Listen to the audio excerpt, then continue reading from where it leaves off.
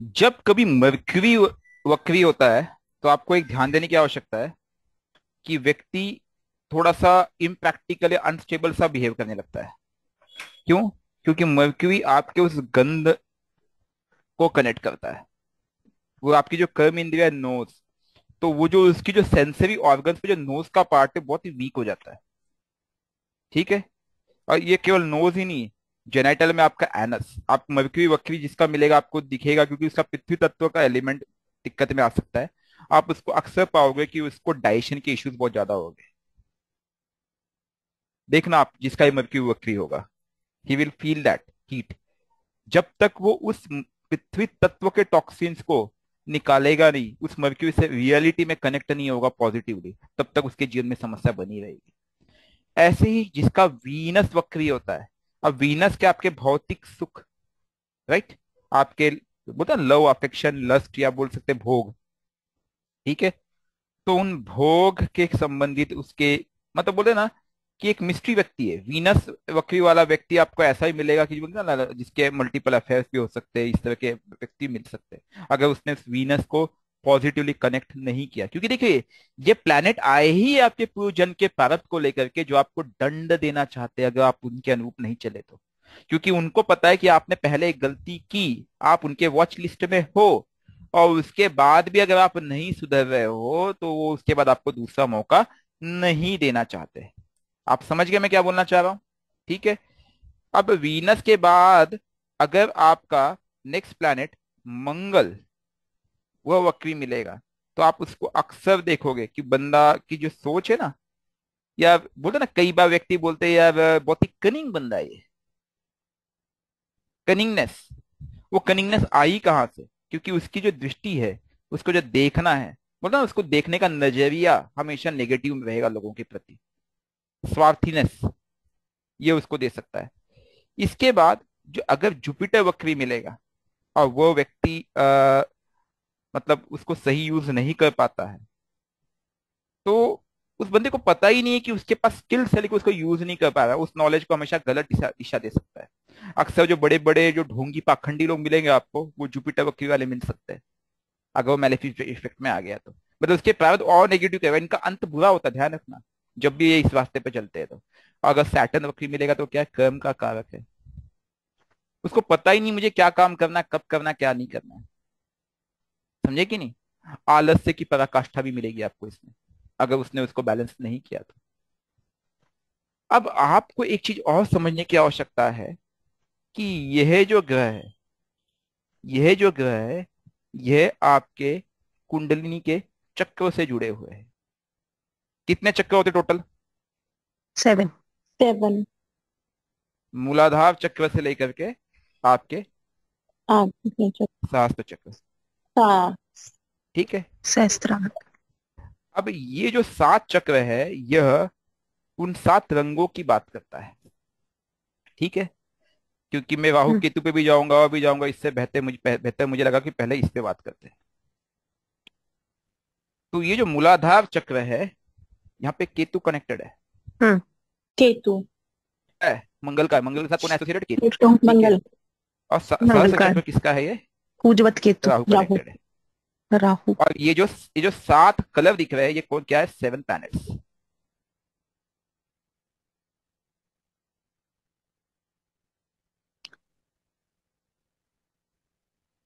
अब आपको धीरे धीरे समझ में आ रहा है कि इस संसार में सब कुछ तो एस्ट्रोलॉजी ही है। Yes sir. ठीक है जी। जी। अब जो मर्क्यूरी का लिंकेज है वो कहां से है? देखिए, मर्क्यूरी, वीनस, उसके बाद आपका मार्स, फिर आपका जुपिटर और सैटर्न। ठीक है। इनका संबंध आप देखोगे इन 5 चक्रों से है। तत्व वाइज में अगर जाऊं तो, हम्म। तत्व वाइज अगर मैं जाऊं, कलर वाइज जाऊं तो आपको अलग मिलेगा। जी। तो अगर मैं जी। तत्व वाइज जाता हूं, तो जो मूलाधार चक्र है उधर मर्क्यूरी कनेक्टेड है, क्योंकि वो ऊर्जा को नीचे से उठाएगा। ठीक है।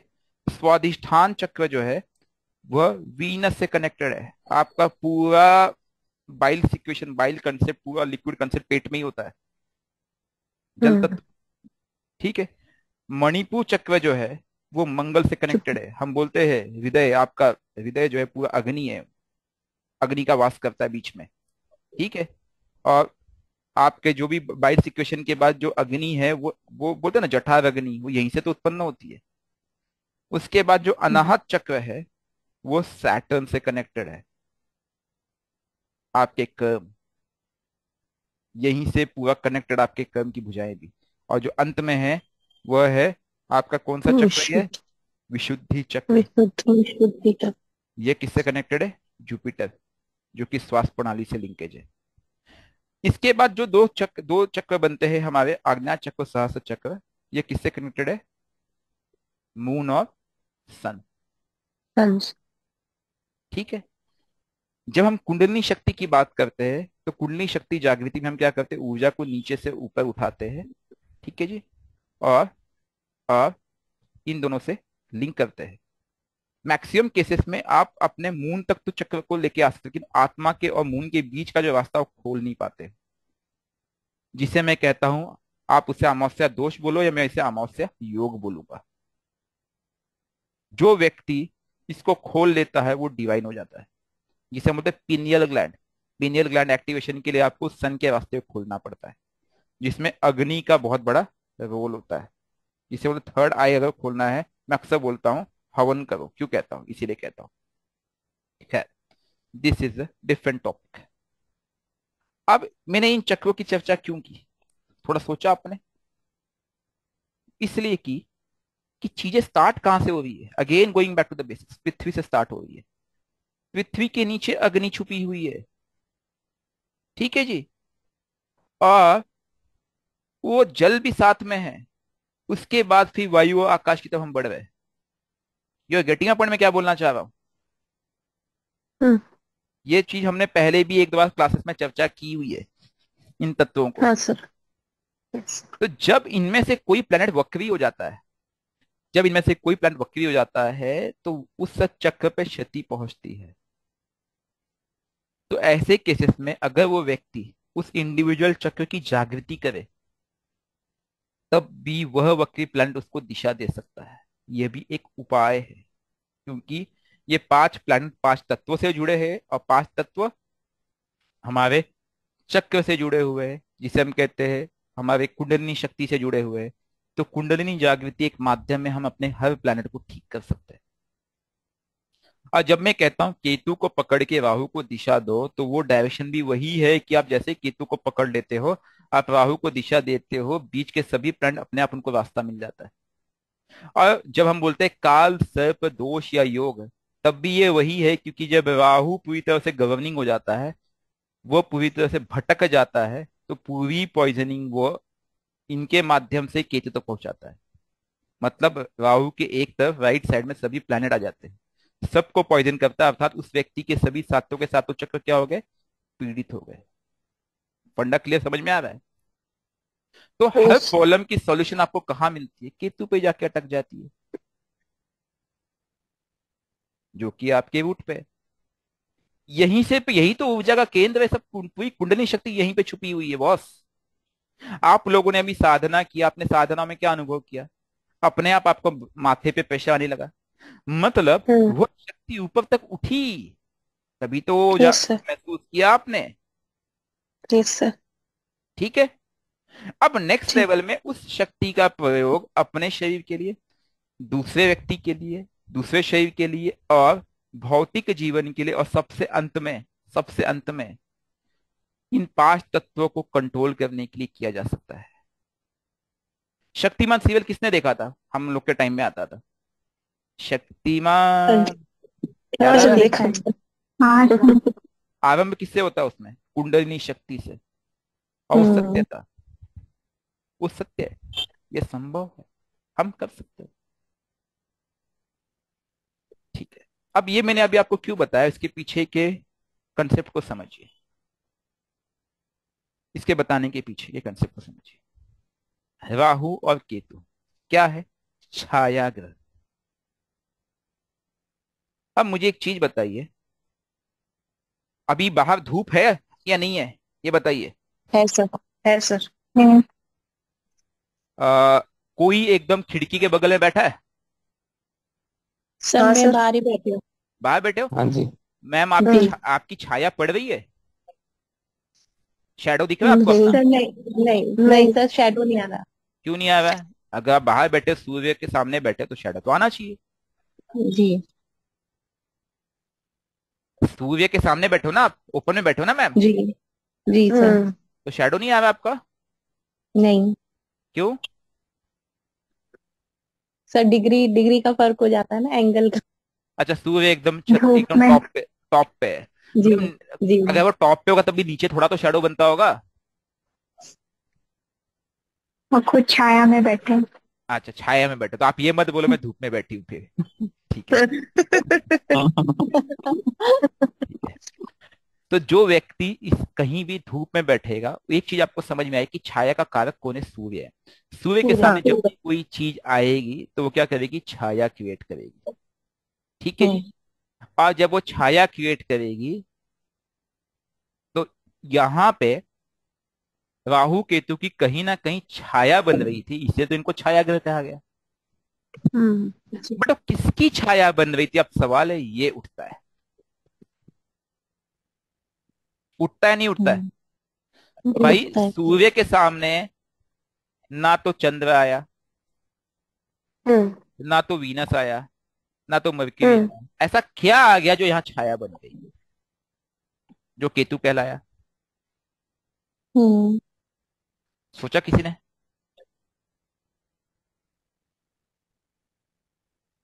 मतलब सर ये एस्ट्रोनॉट। हम थोड़ा सा एस्ट्रोलॉजी को समझने का प्रयास करते हैं। हम जब आज हम्म। ज्योतिष को समझने का प्रयास करते हैं कि इस विज्ञान को ऋषि मुनियों ने कितना सुंदर डिकोड किया हुआ है, बहुत सुंदर तरीके से। ठीक है। ये जो केतु है, ये जो केतु है, ये केतु छाया ग्रह क्यों कहलाया?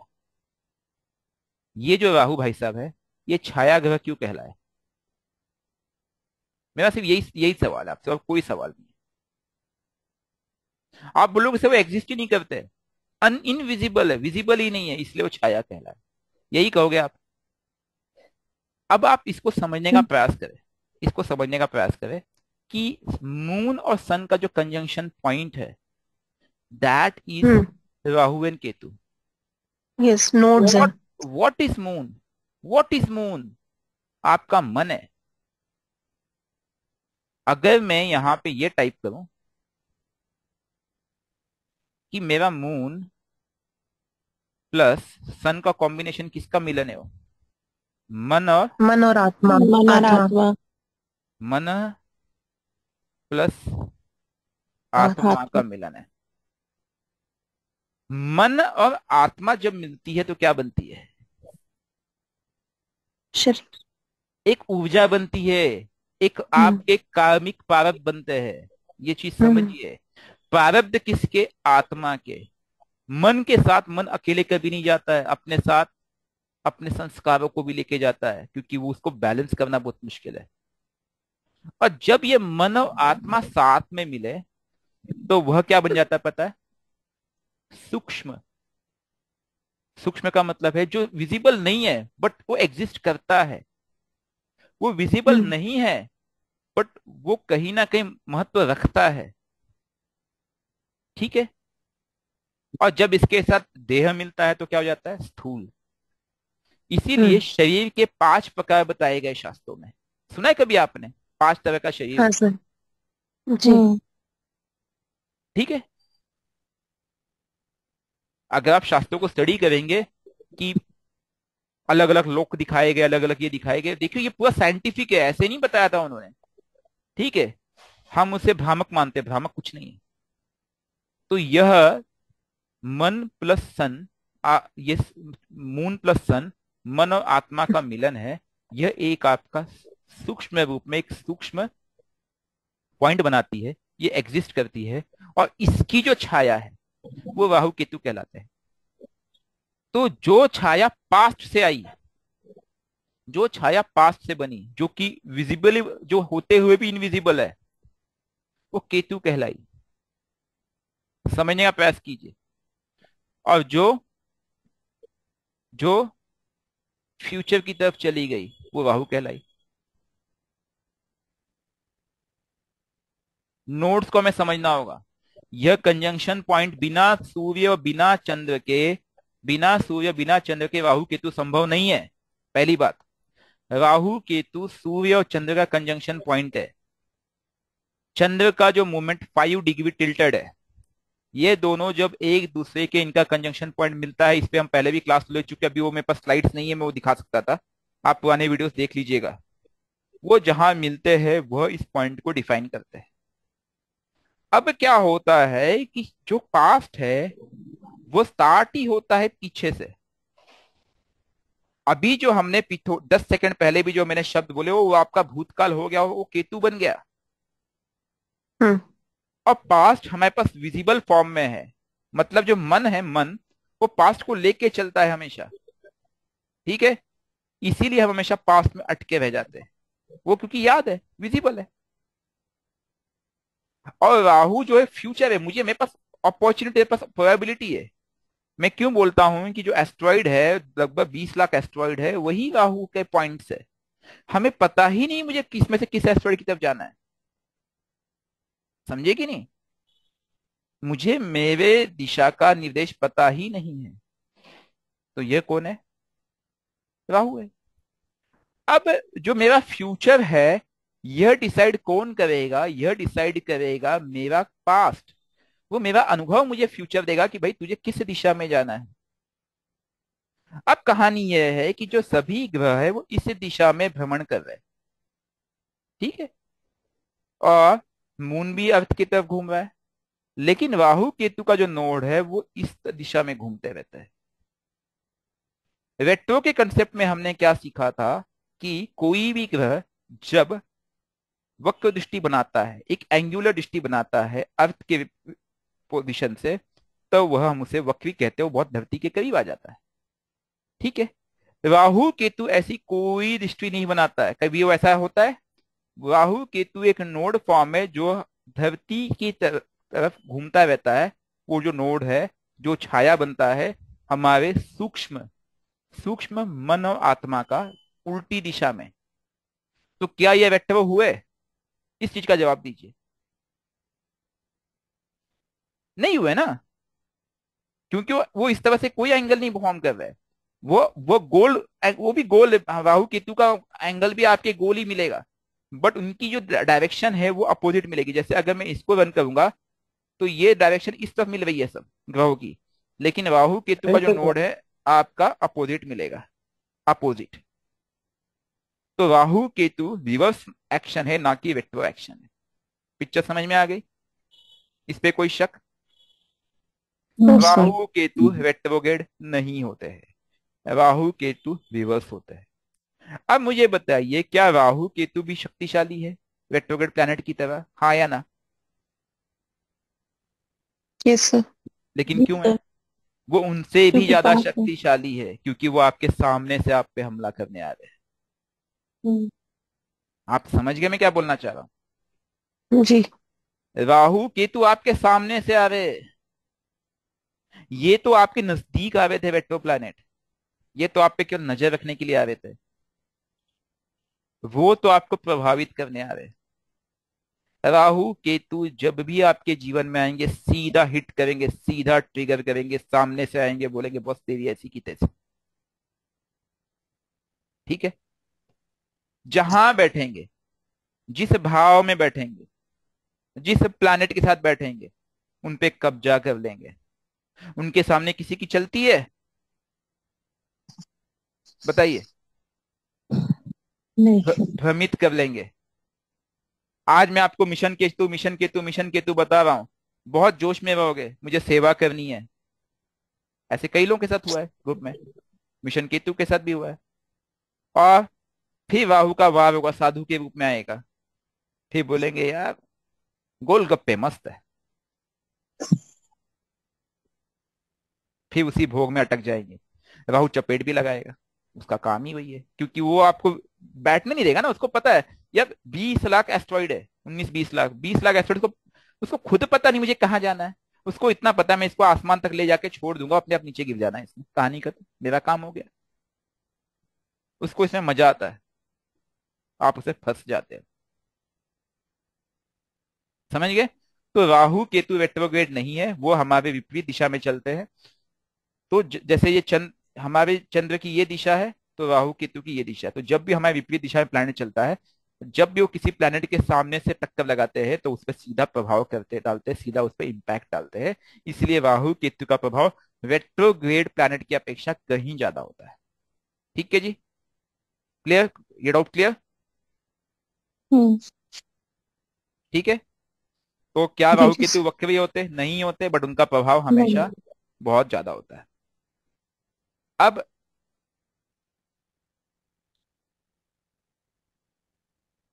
हमने कुंडलिनी की चर्चा भी कर ली, हमने राहु केतु के वक्रत्व की चर्चा भी कर ली। ओके, अब हम बात करेंगे कि हम वक्री ग्रह की ऊर्जा को कैसे इस्तेमाल करें। वक्री ग्रह एक क्षमता है, एक पावर है। ठीक है जी, उसके पास बहुत बल है, बहुत ज्यादा बल है, अति शक्ति है। और वह शक्ति किसी न किसी तत्व से जुड़ी हुई है। Am I right about? वह तत्व यस सर। शक्ति किसी इंद्र से जुड़ी हुई है। हम्म। ठीक है। अब उन पंच प्लैनेट, इन पंच पांडवों की अगर बात करें, ये पंच पांडव आपके बल है। जैसे ही आप इनके प्रारब्ध, इनके कार्मिक रूप अनुरूप आप दिशा दे देते हो, आपको रिजल्ट अपने आप मिलने लगेगा। कहने का तात्पर्य यह है, मार्स एक ऊर्जा है, वक्री मार्स का मतलब है उसके पास डबल ऊर्जा आ गई। आप केवल उस ऊर्जा को दिशा दे दो, आपको आसमान की बुलंदियों पे लेके चला जाएगा।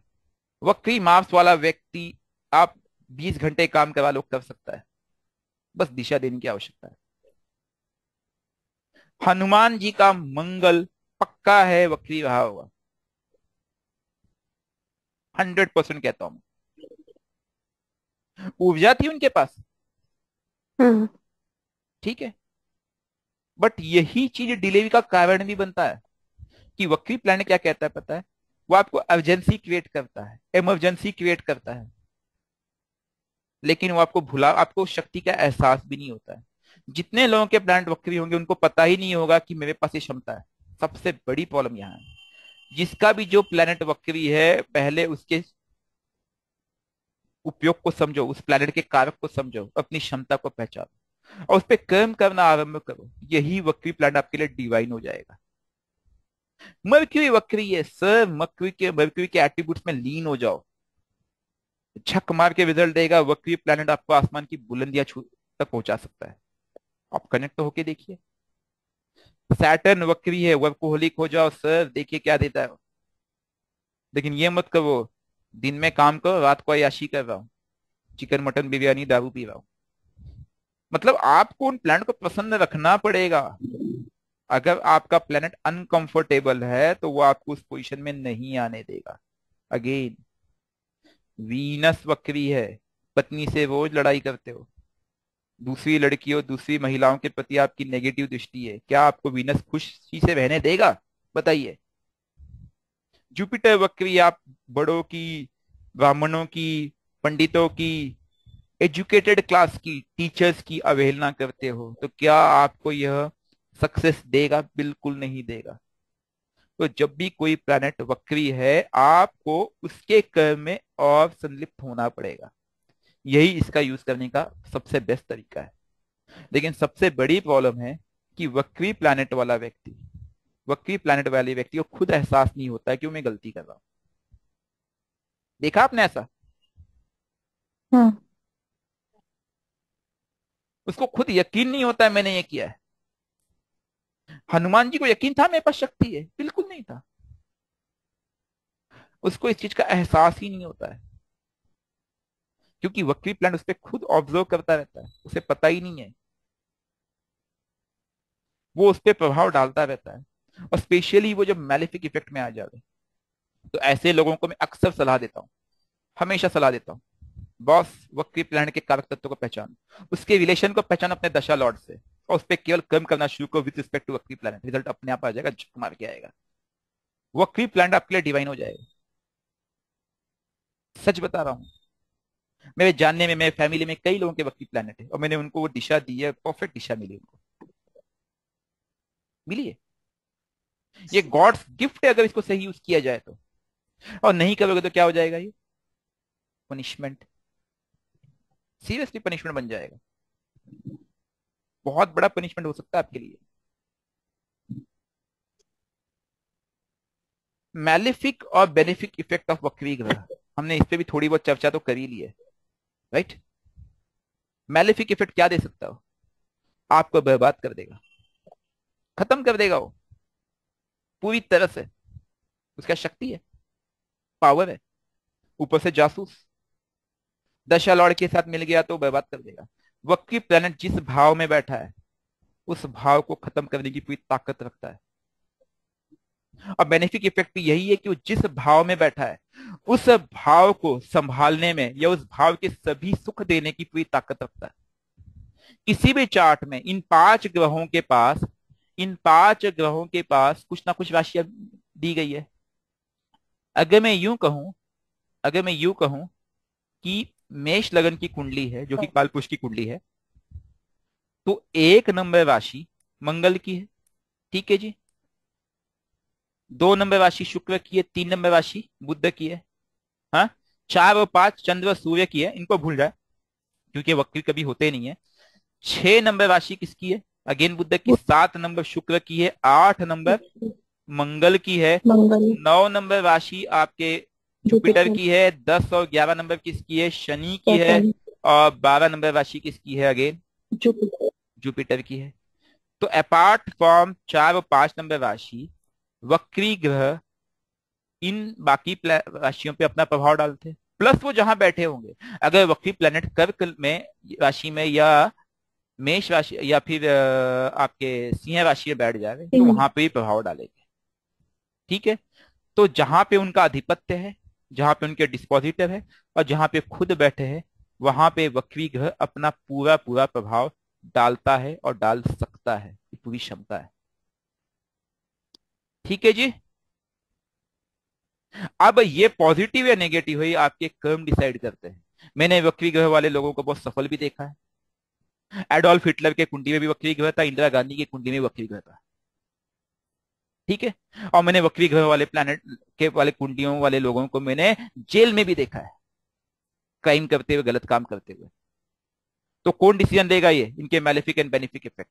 6 8 12 के साथ आपने 6 8 12 को यूज नहीं किया तो ये वक्री ग्रह सोने पे सुहागा, एक तो कवेला ऊपर से नींद चढ़ा हो जाएगा।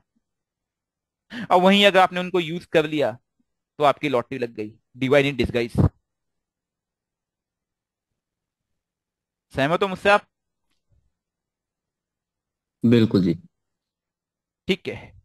टू एंड विथ अगेन मैं एक ही बात कहूंगा, प्लीज ज्योतिष विज्ञान को प्रमोट करें अपने सोशल मीडिया अकाउंट पे। मैं ग्रुप में आप लोगों को ये चीजें शेयर करूंगा, ठीक है। प्रमोट करें, हमें सेवा करनी है, हमें लोगों तक पहुंचाना है। कोर्स हमारे फ्री, आपको पता है, हमने कुछ भी 1 रुपए किसी आज तक लिया नहीं, ना लेना है ना नियत है। आप लोग भी सीखिए, लोगों को सिखाइए, लोगों को ज्ञान बांटिए, ठीक है। We should teach them how to cook, वो ज्यादा अच्छा रहेगा। कितने लोगों को हम खाना खिला सकते हैं, हम उनको सिखाए एस्ट्रोलॉजी क्या है, ज्योतिष क्या है, उस ज्ञान को हमें सिखाना है लोगों को, उसकी जड़ तक पहुंचाना है कि ज्योतिष काम कैसे करता है, ठीक है जी। यस,